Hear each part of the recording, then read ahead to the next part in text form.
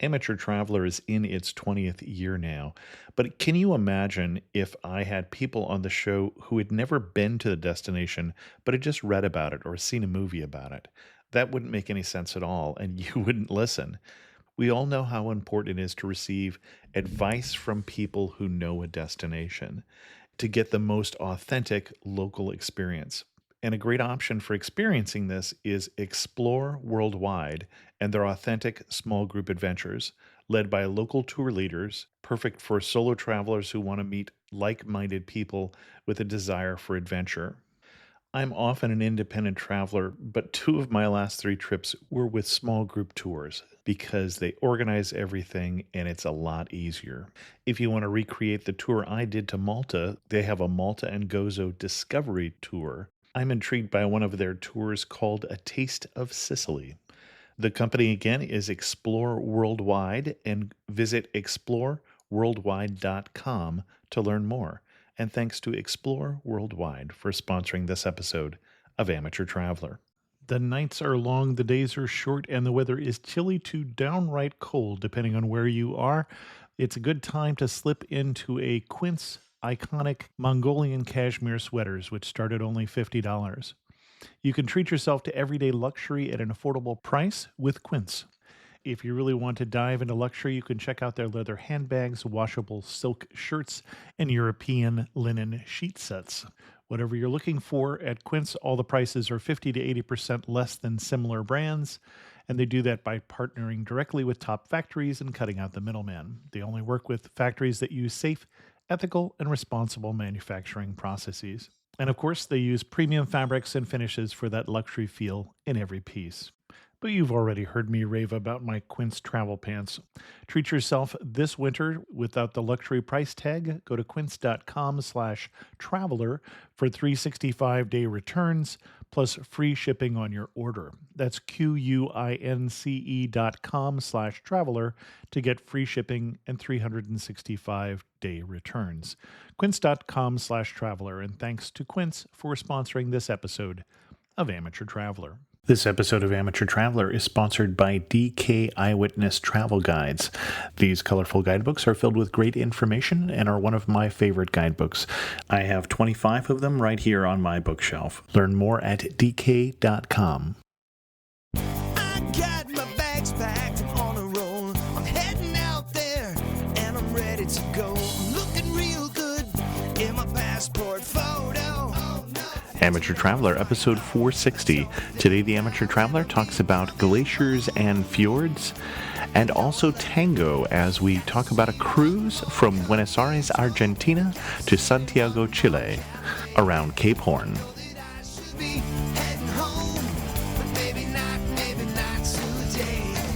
Welcome to the Amateur Traveler. I'm your host, Chris Christensen. No interview today, but instead we'll be talking about this cruise that I just got back from, which was on Holland America. And full and fair disclosure, Holland America did pay for my cruise as well as the flights down there, but not for that of my wife, as well as for our two traveling companions, Kevin and Susan, who we've often traveled with, who came with us. I want to break down this episode into three parts. One, we're going to talk about some of the advantages of cruising, and then two, we're going to talk about some of the destinations specifically that we went to and the things that we did. And then three, we're going to talk about the ship and the cruise experience, especially this particular cruise, because we haven't talked about cruising for a while on Amateur Traveler. And I know some of you are huge cruise fans, and some of you probably couldn't be caught dead on a cruise ship. I think there are three main reasons why people cruise, and this cruise exemplified some of that. One is the advantage of going someplace, unpacking once, and not having to repack and move hotel rooms, and the general convenience and ease of cruising. It is certainly an easy way to travel. And two is that class of service to which I'd like to become accustomed, and we'll talk more about that later on, and some of the particular service on this cruise. And three, this cruise is one of those cruises that there isn't an alternative if you want to see these sites. If you want to go around Cape Horn, if you want to see some of the fjords of Chile, or you want to see the glaciers of Glacier Alley and the Straits of Magellan, that is a boat experience. That is something you have to get on a boat and see. And to see some of these, really a cruise ship is your option, similar to going up the inland passage on the way to Alaska, that there isn't a car or bus experience that's going to be equivalent. This cruise had all three of those elements. As I mentioned, we started in Buenos Aires, Argentina. We actually flew in 3 days early to see Buenos Aires because we had never been I've never been down to South America until this. We've talked about Buenos Aires in detail on this show before, as well as the other destinations, Uruguay, the Falklands, and Chile. So I'm not going to get into quite the same detail, but I did want to mention a couple of things that we did on those 3 days ahead of time, because I would recommend, especially if you've never been to Buenos Aires, coming in early. We stayed up in the Palermo, and we had a hotel that was provided for us by Buenos Aires Tourism, a very nice boutique hotel, and there's a review of the Hotel Vitrum on the website. We ate beef at a local restaurant, just the way you're supposed to. It was one of our cheapest and best meals on the vacation, and that's mentioned in the hotel review on the website. The two things, though, that stand out for me with Buenos Aires as I think about our experiences there, one is I think of the music. I think of both Theater Cologne that we went to, which is the National Opera House, which is just a gorgeous theater, definitely worth a visit. And I was very glad we did the tour of that, which was arranged through Buenos Aires Tourism. Just a beautiful, very classical theater. But I also think of being on the subway. We took the subway around a lot, and also taxis, both of which are inexpensive, the subway being very inexpensive, I think 50 cents a ride or something like that. And just the street musicians that were entertaining us as we were riding through the city. But I also think of, we were there for holidays. We were there for Mardi Gras. Not that we saw a lot of Mardi Gras celebrations, but people had a lot of time off. So we saw the city at a more relaxed pace. Buenos Aires can be a little kinetic. But we did plan to be on a Sunday down in San Telmo.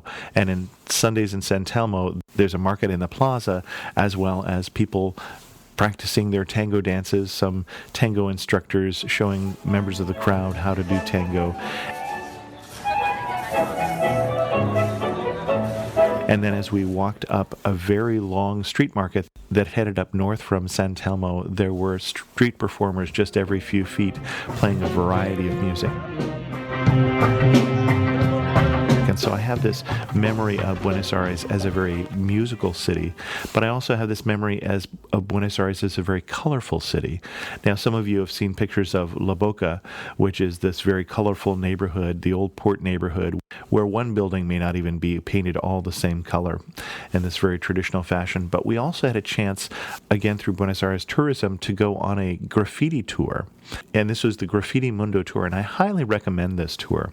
I have a newfound love over the last couple of years of street art. Now, not of graffiti, not of tagging, of just putting your initials on somebody's building. That still, to me, just looks like vandalism. But when it turns into just whole murals being painted on someone's building, preferably with their permission, there's some wonderful street art there. And this tour took us to see some of it, including some neighborhoods where they wouldn't let us get out of the van because they didn't think it was quite as safe. So we probably wouldn't have seen that. Also, art we wouldn't have found, but then told us the story of street art, and told us the story of street art in Buenos Aires as it relates to the relatively new democracy in Buenos Aires, as well as to some of the old political roots. So I've got an article on the website that talks about that experience, so check that out. We boarded the cruise, as I said, in Buenos Aires. The first day was a day in port, so the first night and the second night we spent both in Buenos Aires, and that is something that is happening more commonly on some cruise ships, so take a look at that on your itinerary, and that's so you could have a chance to actually see the city. So we went back in, and we did not do a shore excursion that day. We just hopped off and explored on our own. Of course, we were very comfortable with the city by that point. Went to the cemetery where Evita is buried, for instance. We also did a day trip the day before to Colonia del Sacramento, which is a UNESCO World Heritage Site across the river in Uruguay, which is beautiful, although I would not say spectacular, but quite enjoyable. Our second stop, our second port of call, was Montevideo in Uruguay. And we did not do a shore excursion that day, and I think that I would recommend that you do. We talk about shore excursions. When you book a cruise, my rule of thumb is that for 50% to 100% of what you pay for the cruise, expect to pay that for shore excursions. It's going to depend a lot on which ones you choose. There were some shore excursions on this cruise that we did not do because they were, to us, prohibitively expensive. But don't go on a cruise where your entire budget is that line item that you see advertised for the cruise. Save some money for the shore excursions because I think you'll get a better experience, whether you do them through the ship or not, and we'll talk about a combination of those. But we just did the walking tour. There's a walking tour map that you get. Went down to the old presidential palace and saw the museum there. But afterwards, we heard some of the options that we could have done, and I think they sounded better. And we heard that from our table mates at dinner. One of the best choices we made on this particular cruise, we went, as I mentioned, with a group of 4, and we were originally supposed to be at a table of 4, but we opted for a table of 8 so that we could meet other people, and we met some wonderful people that we had a great time with for 2 weeks. Gary and Dee from Ireland and Glenn and Margaret from Vancouver, and they had done, I think, some better options that day. Glenn and Margaret had gone off to a winery, one of the wineries of Uruguay, and had a good time. And I think Gary and Dee did a private driver and a guided tour. They often arrange things with another couple through the cruise critic discussion boards. So that's something to keep in mind. Montevideo, a beautiful city, a little more laid back than Buenos Aires, but probably not the highlight of the cruise to me. If you're a fan of meat, and especially of barbecued meats, you definitely want to check out the local market, the Central Market, which is very close to the cruise terminal there, and see just a large smoke-filled room with lots of meat grilling. We ate at one of the restaurants near there. We then had a day at sea. There were quite a few days at sea in this particular cruise, some of them being scenic cruising, where you're going through the fjords, but this first one just being out in the open ocean, some 14,000 feet of water below you, as we headed off to the Falkland Islands. And the Falkland Islands was probably one of my favorite shore excursions. The 4 couples did 2 different shore excursions, and everyone liked what they did best. We did the Bluff Cove Penguin experience, which involved getting in a van, going to the end of the road, getting in some Land Rovers, and doing some very rough driving for 15-20 minutes down to this cove to see penguins, predominantly Gen 2 penguins, although also some king penguins. Just a very wonderful experience down there as we enjoyed the penguins with some of the young penguins learning to swim, as we enjoyed the penguins playing in the surf too, which is a very strange experience because we're not in a snowy landscape as I expect to see penguins in. They had a lovely little cafe there where we had cake, and it was a wonderful experience. The other 2 couples did a more expensive experience, a much more difficult experience, because instead of the 20 minutes or 15 minutes that we spent in the Land Rover over bone-jarring terrain, they did like an hour and a half. They were still bruised for a couple days afterwards, but then they were down in an area where they had more penguins, the more king penguins, and just thoroughly enjoyed that experience as well. So I don't think there is one right shore excursion option for everyone, but I definitely would recommend when you're in Falklands, go out and see the penguins. A wonderful experience there. And we were fortunate that we had a chance to do any shore excursions. If it had been as rough in the morning as it was when we were getting back in the boat in the afternoon, the captain told us we would not have gone ashore. And that happened on the previous cruise. It certainly can happen in that area, and it can happen on any cruise, and that's something you need to be aware of, is that weather or other factors can change the ports of call. One of the cruises they had in the last year, they got people on shore, but then 500 people got stranded on shore overnight. And the Falklands is not a big area, so they were calling up different families and putting people up in private homes so that they could spend the night there, and then they went back to the boat in the morning. Just something to be aware of. Let's take a break here and talk about our sponsor, who is DK Eyewitness Travel Guides. One thing that I didn't mention when we were talking about the top 10 Buenos Aires Eyewitness Travel Guide that we used when we were in Buenos Aires is that in the back of the book, there's also suggested days. And I like that in a guidebook. It's not like I'm going to do that exactly, but it gives me some idea of timing. And so, for instance, there's a suggestion for a day in San Telmo and La Boca. Start your day with a strong coffee at San Telmo's Bar Plaza Domingo, and then go to this particular theater, and then explore the subterranean tunnels and ruins at El Zajon, go to this particular plaza, go to this particular park. And I like that idea because it gets down to the details of take the number 29 bus from San Telmo and hop up at the end of the line at La Boca. And it gives you a nice suggestion of a day in a particular neighborhood or a day in a particular theme. And there's multiple ones like that in the book. For more information about DK Eyewitness Travel Guides, go to dk.com. Our next port of call was in Chile. It was Punta Arenas, Chile. We did not do a shore excursion on that, although I did talk to someone who did one of the more expensive shore excursions on the boat, and this is somebody who did the $1,000 per person shore excursion to fly to the national park in Chile, Torres del Paine, and that is someplace I would really like to see, but I just made plans that I will see it on another trip rather than paying for that expensive shore excursion. Her thinking was that she would never get back to South America again, and so she did this rather expensive shore excursion and loved it. It was the highlight of the cruise for her, and so it's just something that you need to make that decision. It wasn't the most expensive shore excursion. That one I'll mention later. But we just walked around Punta Arenas. I think we would have been better served doing a shore excursion, but we did enjoy the vendors in the town square, as well as a drumming group that was raising money to do a trip. And we walked to the local cemetery, but having done the cemetery in Buenos Aires, it's not as spectacular. Glenn and Margaret, who had done the longer of the two penguin trips in Falklands, did yet another penguin trip on this, but it didn't measure up to the one with the king penguins in the Falklands in their minds. So that wasn't their favorite shore excursion of the ones that they did. But remember, this particular cruise is not just about shore excursions. The next day we were sailing in the Straits of Magellan, and that's really one of the reasons that I wanted to do this cruise.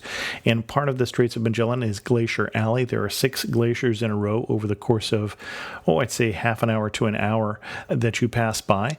We had decent weather that day. It was a little overcast, but you're in Patagonia, and Patagonia certainly can be rainy at any time.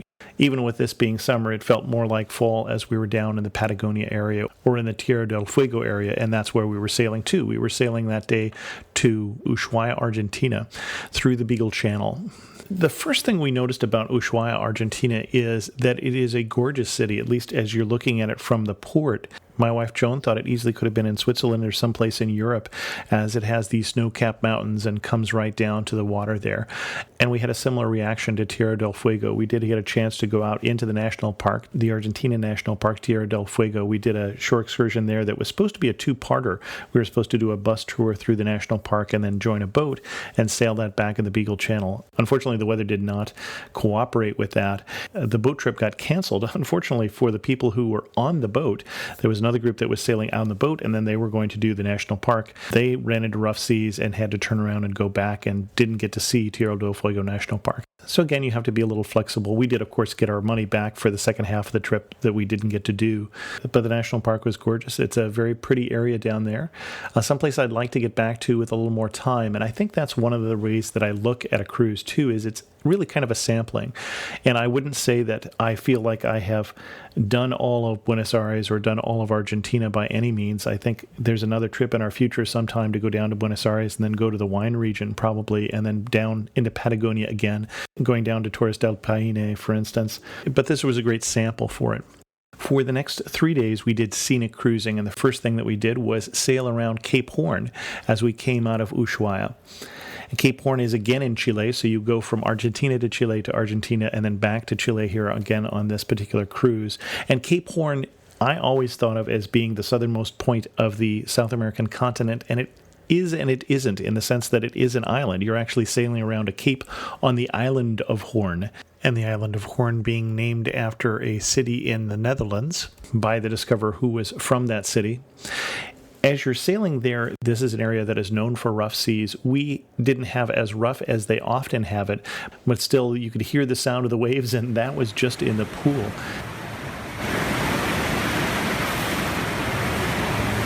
The boat really did start rocking when you left the protected areas of the Beagle Channel, when you left the Straits of Magellan, or when you left the fjords in Chile where we were sailing to next, and you got onto the open ocean. You could feel it. You could feel the difference. Now, we didn't get seasick at any time, and really nobody from our table who we were interacting with got seasick, but there were certainly a few people who were feeling the motion of the boat. Then, as I say, for the next couple days, we were sailing through the fjords of Chile, including over one spot where the boat only had about a 3-foot clearance beneath it, so we had to time that right with the tides. We sailed past a shipwreck. That always gives you some pause. And right up to a glacier, and in fact, we were there as the glacier was calving. Didn't catch it on camera, but it was still pretty amazing to see. And I think sailing up to that glacier was probably the prettiest spot that we had on the whole trip, with some exceptions of portions of Buenos Aires, which were also very beautiful, but just a really spectacular thing. And one of the reasons that I compare this particular cruise to an inland passage cruise in Alaska, except that when you're on shore, you're in international cities. And that, I think, for me is a little more special. But then again, I haven't done the Alaska cruise. I am doing one later this year. We did have 3 days in a row at sea, and I think that as we thought about doing this cruise, one of our biggest hesitations was what to do with all the days at sea. I did a fair amount of work, and we'll talk about in later on some of the things to do on the ship in the section that looks more on cruising and on this particular cruise. The next port of call that we had was Puerto Montt in Chile, and Puerto Montt was an interesting place. We did a tour up to the lake region of Puerto Montt. We didn't have the best weather. Again, in Patagonia, it is likely that you will see some rain. One of the interesting things about Puerto Montt is that there's a large German-speaking community in the area, and so our guide, for instance, was a fifth-generation resident of Chile, of Puerto Montt, and yet her family speaks German at home. And one of the things that happened is they brought in German immigrants. There were German immigrants who were Catholic, and there were those who were Lutheran, and the Catholics could attend the local Catholic church, and so they assimilated fairly rapidly, but the Protestants or the Lutherans actually didn't assimilate as much. They stayed more to themselves, and so therefore they have maintained a lot of that culture, and there are still German-speaking schools and such in Puerto Montt. Puerto Montt is a very beautiful area. I wish we had more views of the volcanoes as we went up there into the lake region. There is a volcano there that looks much like Mount Fuji, although we had a little trouble seeing the top the day that we were there because of clouds and rain. I think they said there are 84 volcanoes in Chile that are either active or dormant. So these are not extinct volcanoes, but volcanoes that have erupted sometime relatively recently from a geological point of view. So it has quite a spectacular landscape. And of course, it's a very thin country. It's only like 100 miles roughly from the sea to the Andes.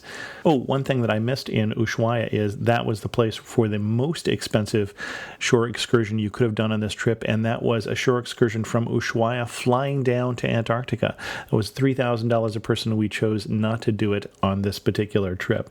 Puerto Montt was a pretty city. We didn't get a chance to see that much of the city itself because of the shore excursion we did. I'd love to get back. There's a number of different artist markets and things that would have been fun to see, but we just ran out of time.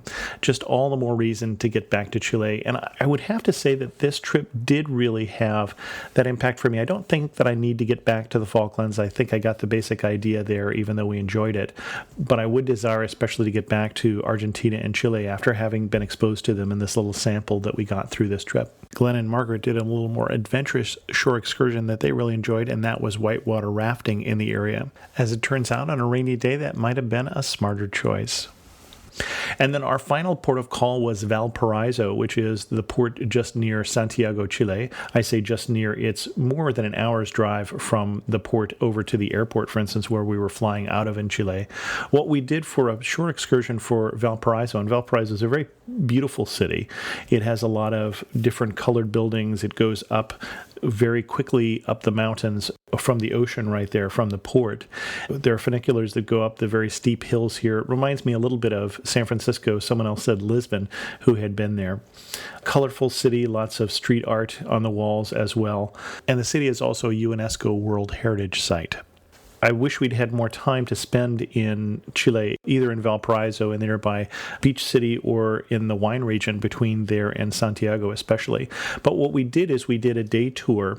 So the 8 people from our table who weren't sick of each other and were enjoying hanging out rented a van. We rented that for roughly $100 a person, and that came with both a driver and a guide for the day. A transfer to the airport, I think, directly would have been about $84, and we would have had hours and hours to spend at the airport. So instead, we spent the day driving around Valparaiso, as well as going to the city a little further up the bay, which is Viña del Mar, which is more of a beach city. Valparaiso being more of a working class neighborhood, and Viña del Mar being a little more upscale. well. Had a nice lunch at the beach. We were supposed to ride a funicular, but the funicular that we went to get on broke down right when we were there. They're having a little trouble getting some of them to run. They're putting some back in service after the earthquake that they had relatively recently. But we got a walking tour of both cities. And then also we picked that we wanted to stop at one of the wineries. And so we stopped at one of the wineries in between and did a wine tasting of Chilean wines. As you'll hear later on when we talk at the ship, we did a fair amount of wine tasting of Chilean wines and Argentinian wines on this particular trip, and enjoyed both. I'd have to say I was a little more partial to the Malbecs and the Argentinian wines. That's the ports of call, and that's what we did. But let's talk about the experience. I wanted to talk about some of the things to do on the ship, and one of the ways I thought that I'd do that is I would read you a sample schedule that we had from just one of the days I picked at random that gives you some idea of what sort of things are going on. And my expectation is not that you will find all of these interesting, and I don't know that there would be anybody who possibly would find all of them interesting. They're aimed at a diverse set of people, but that maybe you might find something interesting, and if not, then you know that if you want to do this cruise, you want to bring a few more books. So I grabbed a particular date, which was Saturday, February 21st, and this was a day at sea. This was our first day at sea sailing towards Port Stanley. And I know that not all of you will be interested in this list, so what I'm going to do is I'm going to sweeten the pot here that I'm going to read the list as Simone, the bandolonian player, is playing in the background. And Simone was on the cruise, and he plays the style of music that would be behind a tango dance or malanga. Sometime between 7 and 10, the schedule said we'd be greeted by our cruise director, Linda, who would give us the highlights of the day on the loudspeaker. The fitness center had a morning stretch at 7 o'clock and a pathway to yoga at 9 o'clock for $12. There was a digital workshop at 9:30 on creating movies and slideshows with Movie Maker. The digital workshops were sponsored by Microsoft, so they was using Microsoft technology. At 9:30, there was also a seminar on acupuncture. I did not go to that. At 10 o'clock, a shore excursion highlights, so telling us a little more about what was going to be happening the next day. At 10 o'clock, also a lecture on bridge, that is the card game bridge. Also at 10 o'clock, a salon seminar on updating your hairstyle. Didn't go to that one either. And also a body sculpting boot camp. Should have gone to that, did not. 10:30, there was a behind-the-scenes kitchen tour, which Kevin and Susan, our traveling companions, did. And we had done a similar one on the sister ship, the Zaandam, so we didn't do this one. 10:30, you could learn Windows 8.1 basics in the digital workshop. 10:30, there was also a beanbag toss with show host Mike. And 11 o'clock, something in the Culinary Arts Center and the flavors of South America. At 11 o'clock, a health seminar, detox for health and weight loss. Also at 11 o'clock, you could learn to dance tango in the lounge. There was a series of dance classes that are associated with Dancing with the Stars and a competition where you could win a chance to come back and compete on a cruise. At 11 o'clock, there was a Tanzanite seminar at the Jewelry Design Center. At 11 o'clock, also the Art of Collecting Art seminar from the Onboard Art Gallery. At 8:30, Edit Your Photos Like a Pro, again another digital workshop. At 12 o'clock, a ping pong tournament. At 12 o'clock, a mini organ concert. Also at noon, a singles and solo meet for lunch. At 1 o'clock, the Flavors of Zaandam and the Culinary Arts Center. At 1 p.m., an international beer tasting. Also at 1 o'clock, a $10 slot tournament in the casino. At 1:30, a team trivia challenge. At 1:30, also a $30 no-limit Texas Hold'em tournament. At 2 o'clock, they were also playing duplicate bridge. At 2 o'clock, a seminar on relieving back pain and good feet. At 2 p.m., a lecture by location guide Lance on Port Stanley and the Falkland Islands. At 2 p.m., Navigator wine tasting wines from around the world. At 2:30, a shipbuilding competition. Design and construct a ship out of everyday items on board. Later on in the cruise, there would be sea trials. At 2:30, get ready with photo editing. Again in the digital workshop. At 3 o'clock, Dancing with the Stars dance class ballroom basics with the Zaandam dancers. At 3 o'clock, South American mixology class. Also at 3 o'clock, a seminar, Acupuncture for Pain Management. At 3 o'clock, a cupcake tea. Also at 3 o'clock, ask location guide Lance to get ready for your days of shore. 3:30, a scavenger hunt with show host Mike. 3:30, learn to use your digital camera at the digital workshop. 4 o'clock, an LGBT gathering. 4 o'clock, an indoor cycling class for $12. Also at 4:30, Friends of Bill W. meet. 4:30, Techspert time to answer your questions about Windows 8. At 5 o'clock was a vigil mass. At 5 o'clock was the Art of Collecting Arts seminar. At 5 o'clock was a core conditioning Pilates class for $12. At 5 o'clock, there was a sip and savor with the Culinary Arts Center host Jen. At 6 o'clock, a sunset stretch. At 6 o'clock, a martini sampling. At 7 o'clock, a pub trivia. 7:45, the Captain's Welcome Toast. 8 o'clock, Showtime Classique, which is a show put on by the singers and dancers on board. At 9 o'clock, Milonga South American dance incorporating basic elements to tango. So that was a performance in the Ocean Bar. At 9 o'clock, the audience request and sing along with Jeremy. At 9 o'clock, also Texas Hold'em Cash Game. 9 o'clock, Karaoke Power Hour with your show host Mike. 9 o'clock, $10 blackjack tournament. 10 o'clock, Showtime Classique again, that the second showing in the theater. 10:30, Golden Oldies with your show host Mike. And 11:30, the party continues with your show host Mike. In addition to that, almost every day there was a solo guitarist, Michael Lieber, who played at 2 different times. Adagio, a pianist who was playing at a different time, classical music. The Neptunes, which were doing ballroom dancing, and a couple other music groups too. We did not do all of those activities. We did do some of the martini tasting. We did some of the wine tasting. We did a few of the trivia challenges. We did a number of the evening performances, although we don't tend to be fans of the song and dance style, and so we didn't do all the ones with the Mondrian dancers and such, although we heard from our table mates that they were some of the best song and dance they'd ever seen on a cruise ship. We did see one of the 2 comics. We saw the one I think that we would enjoy. I don't think the other one was quite our cup of tea. We enjoyed an evening performance on tango, another one on Celtic music we enjoyed, maybe not quite as much. And we did particularly enjoy Michael Lieber, who I mentioned, who is the solo guitarist. We went to his performance almost every evening and really enjoyed listening to him. A wonderful repertoire of rock, folk, and pop music. So that's the kind of things we did. Plus, I brought work to do, and we brought books to read, and of course, we worked out a lot in the fitness center because there was a lot of food. Did I mention there's food on a cruise ship? I made a couple references to the dining room. We did the traditional seating in the sense where you have either an early or late. We did the late seating. You could also do open dining. That's something that you're seeing more and more on cruise ships. I found the food to be very good in the dining room. I enjoyed everything I ordered, I believe, although I was slightly disappointed by the French onion soup, but really being there for 2 weeks, had a lot of good meals there. The actual serving sizes were very reasonable, but of course you can always order more than one. The very first dinner we were at, Gatorade, our table mate, ordered 6 appetizers and no entree. So you really had a lot of flexibility in terms of what you ordered. My wife was a little disappointed with one particular salad, and the chef came out of the kitchen to find out what was wrong with the salad. So there really was a very personal level of service. And I don't know if I've mentioned that yet, but it wasn't just a personable service, but especially being there for 2 weeks, we really had a chance to get to know some of the people who were on the crew, whether it be our table steward, Bada Rudin, or our cabin steward, Edwin.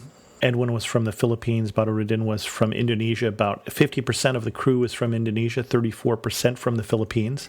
They did both a evening where the Filipino crew presented some of the songs and dance from the Philippines, as well as an evening where the Indonesian crew did the same songs and dances, and even some interesting instruments from Indonesia. But we were really quite impressed with all of the crew, not just how they treated us, but how they seemed to treat each other and how they got along. And I think one of the crew members was saying that they really enjoyed the leadership of this particular ship and how they were treated. And I think that comes across in terms of the level of service that you get on something like this. It's the level of service that we would like to become accustomed to, I would have to say. I had a chance to sit down with Simon Tanner, who is the hotel director. And remember, this is a floating hotel at sea. It's really interesting when you sail into some of the ports like Ushuaia, you couldn't help noticing that you were on the largest building in town, but you had just sailed it into the harbor. So not just the largest hotel, but also just the largest building, period. And it was interesting talking to him about the expectations that they're trying to set on this particular ship. On this particular cruise line, Holland America, they're targeting being a premium line, but not a 5-star line, trying to set appropriate expectations. One of the stories that he told me that was interesting is when he got there, he changed the language on the menus because that was very flowery language. It was, everything was bathed in a sauce of whatever, or it was just very poetic language. But the problem was that it didn't set the expectation correctly for the dinner.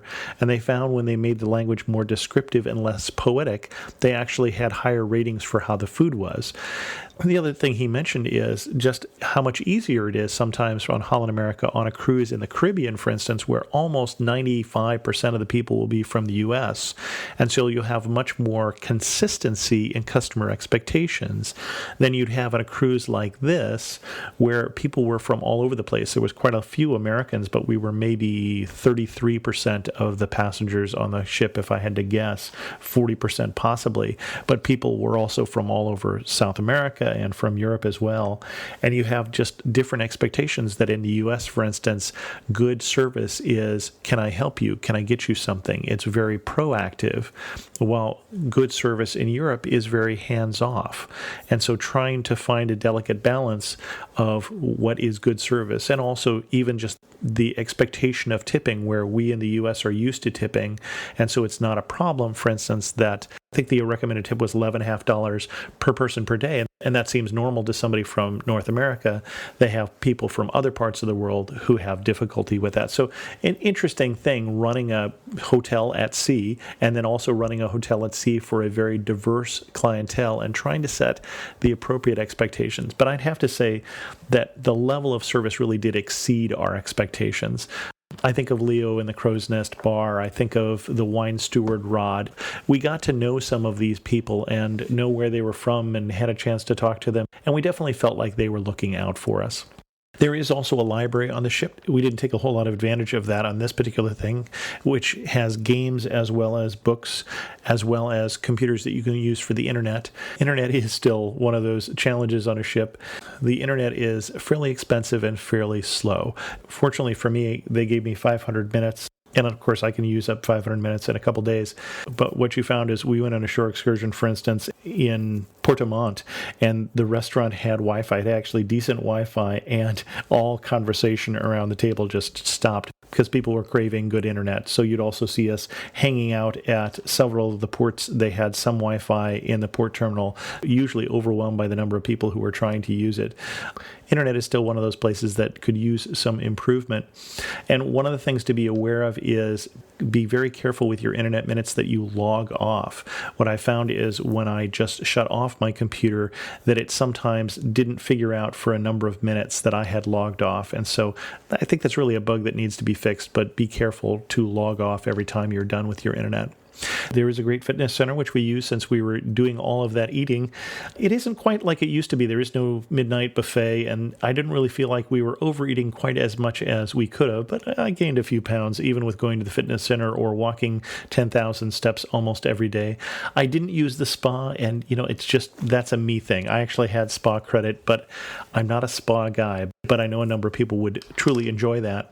And also for me, the art gallery on board, the casino, the jewelry shops, some of those shops, those aren't things that necessarily appeal to me. Of course, if they put an Apple store on or a camera store, then I might be spending a whole lot more money on a cruise. I sort of figure there's two possibilities. Either you really are drawn to the art gallery, the casino, the jewelry store on board, or somebody else is helping subsidize your cruise. So that's not a bad thing either.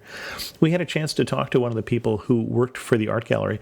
All those things are actually subcontracted by the cruise line. And so this is somebody who'd worked for them for 5 years. And we said, I can't really picture going on a ship to buy art. He said you'd be surprised how often he hears that from somebody who's writing a check for a $20,000 piece of art. And he's right, I would be. But his theory was they did a number of seminars at sea on art, not on the art they were trying to sell, but really just on getting you exposed to art and art appreciation.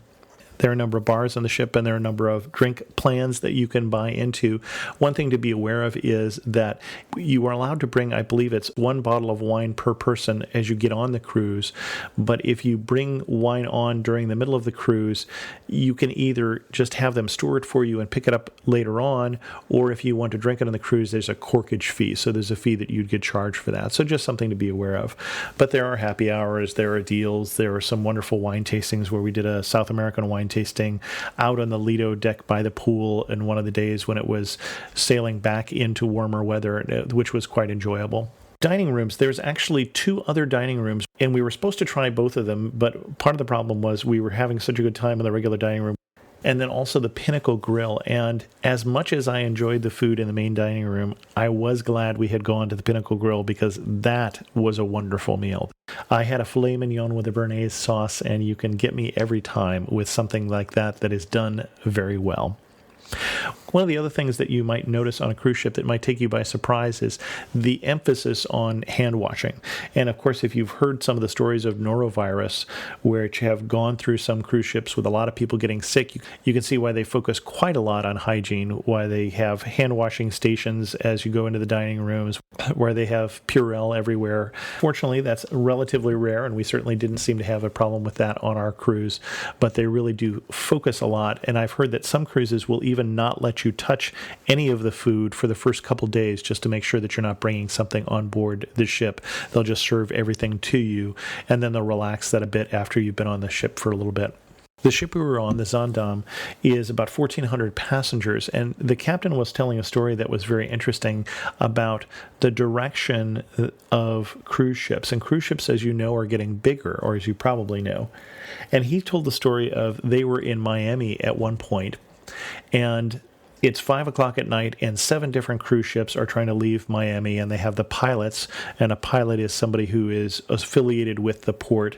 You need to have a pilot on board for Argentina, for instance, when you're traveling in Argentina waters, or Miami when you're traveling in Miami waters. And so they had, all of these different pilots on their radios talking to each other about which ship should go first of the 7 trying to leave port at 5 o'clock. And they said, let the big ship go first, and that was the Zaandam.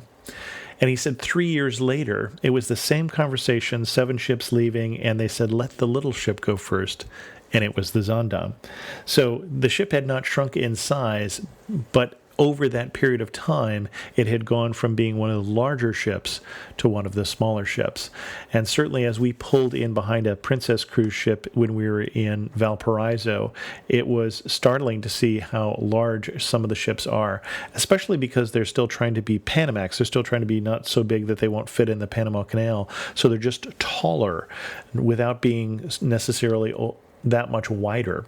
And Holland America is also heading in that direction somewhat. They're bringing on board a newer ship that is larger and then taking 2 of their smaller ships and selling them off next year because it's difficult for them to make money on a ship this size.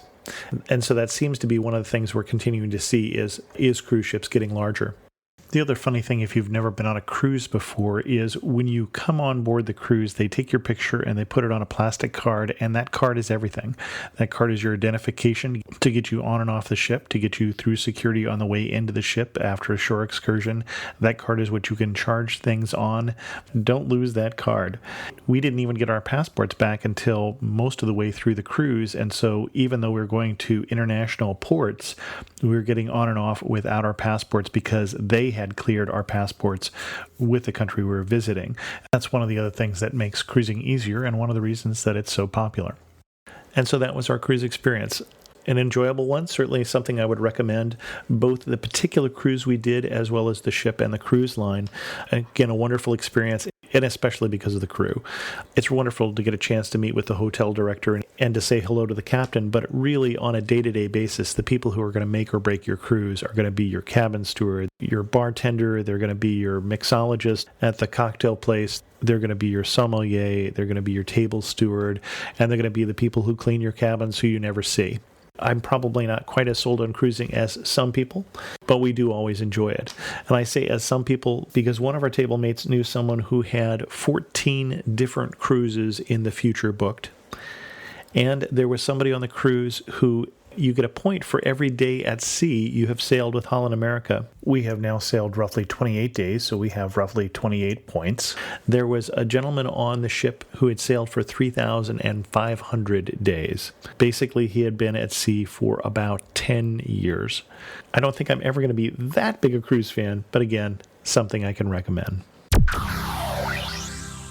And with that, I think we'll end this episode of The Amateur Traveler. I have to get ready for a trip to Thailand. Don't forget to vote for The Amateur Traveler in the Podcast Awards daily, podcastawards.com. If you have questions, send an email to host@amateurtraveler.com, or better yet, leave a comment on this episode at amateurtraveler.com.